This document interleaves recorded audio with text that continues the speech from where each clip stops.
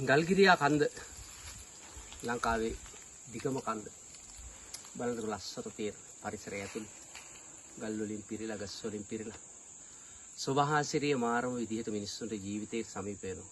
හරිම ලස්සනයි. ඒ වගේම සොඳුරුයි. මිනිස් සමාජයෙන් ටිකක් ඈත් වෙලා. ඇත්තට මේ වගේ කැලයක් අසර රිංගපුවාම ඒ දැනෙන සැනසීම සතුට මෙපමණයි කියන්න බෑ. බලන්නකෝ. වන අකිරිය හරිම සුන්දරයි. ගල්ගිරියා කන්ද පිළිබඳව පුරාවෘතය බොහොම ඈතට යන කතන්දරයක්. ඒ පුරාවෘතය අපි ඔයාලට වෙලාවක කියන්න කියන එක තමයි හදන්නේ. ඒ හරහා අපි මේ පොඩි සිනමා පට කීපයක් තියෙනවා. මේ භූමිය ඇතුලේ රූගත කරන්න, රංගගත කරන්න. ඒ සඳහා අවශ්‍ය කරන ලොකේෂන් එක නැත්නම් පසුබිම් හදන්න තමයි අපි අද ආවේ. අපි අද ගල්ගිරියා කන්දට නගිනවා. නැගලා මේ ලොකේෂන් එක හදලා ඔබට පෙන්නනවා. මෙන්න මේ ගල්ගිරියා කන්ද ආශ්‍රිතව තියෙන පුරාවෘත්තය ඉතා ඉහළයි. ඒ කියන්නේ සාලිය අශෝකමාලා ඔබ දන්නවා. සාලිය කුමාරයා කියන්නේ දුටුගැමුණු රජුරන්ගේ පුත්‍රයා. ඉතිහාසෙත් මේ පිළිබඳව සඳහන් අඩුයි. විශේෂයෙන් මහාවංශයේ එහෙම බොහොම සඳහන් අඩුයි.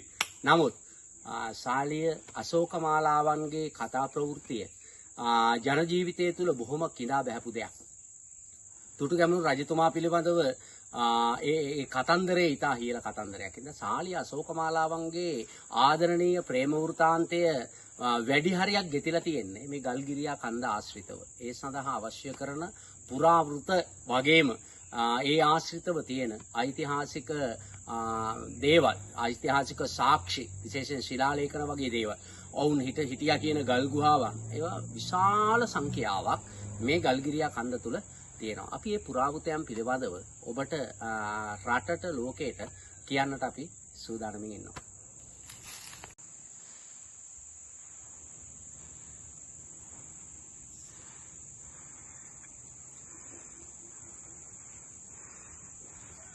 බලන්නකෝ සොදුරු භාවයේ කොච්චරද කියලා අපිට දැනෙනවා ඇති. සෝභාදහමේ නිර්මාණ හරි අපූර්වයි. මේ බලන්නකෝ. මේ ස්වභාවිකව නිර්මාණය වෙච්චි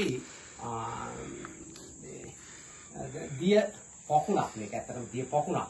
අදටත් මේවා ඉදෙන්නේ මේ කන්දේ ගල්ගිරියා කන්දේ විශාල කොටසක් අපි ලැංගලා ඉන්නේ.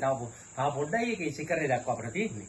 මේ බලන්නකෝ ඒ වුණාට මේ ශිඛරයේ උඩ මෙච්චර නියගයක් පවතින මොහොතක මේ කඳු මුදුනේ මේ ජලයේ තිබෙනවා. දැන් මේ වගේ ඔබට පේනවා ඇති බට දාලා අර පල්ලෙහා තියෙන මෙහෙණි ආරාමයට අවශ්‍ය කරන ජලය මෙන්න මේ පොකුණෙන් තමයි අරගන්නේ. එතකොට බලන්න මේවා ගල් වලවල් කියලා අපි කලින් කිව්වේ ගල් වලවල්. ගල් ගුහා කියලා කියන්නේ ස්වභාවික මානවයා මේවා තමයි පරිභෝජනය කරේ. පසු කාලීනව තාක්ෂණය ඇවිල්ලා ජලය තියෙන ස්ථාන හදාගත්තට ස්වභාවික මානවයා මෙන්න මේ වගේ ස්වභාවික දිය කඩිතිවල එහෙම නැත්නම් ගල් වලවල් උපයෝගී කරගෙන තමයි තමන්ගේ ජලය ගත්තේ. මේවා හිතෙන්නේ නැහැ.